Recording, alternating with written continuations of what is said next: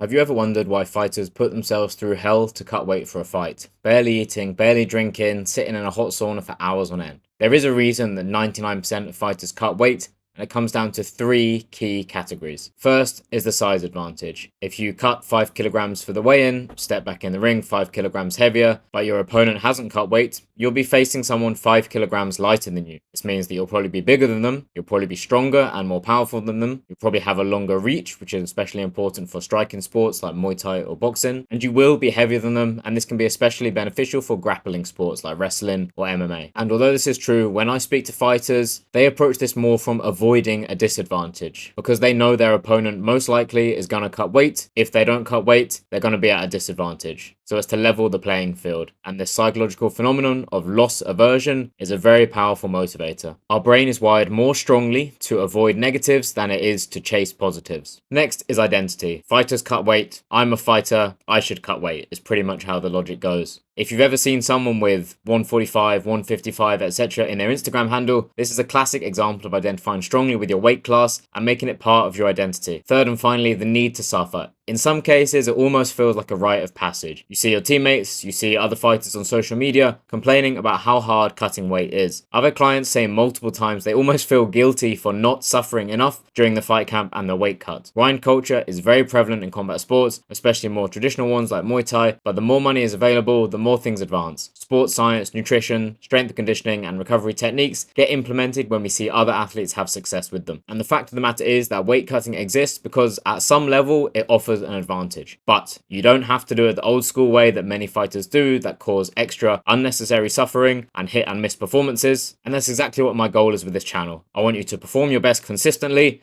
build a lean, athletic physique, and avoid the stress that comes from the unnecessary suffering many people put themselves through. So subscribe to this channel if that sounds good, and watch this video to learn how you can train more without getting burned out.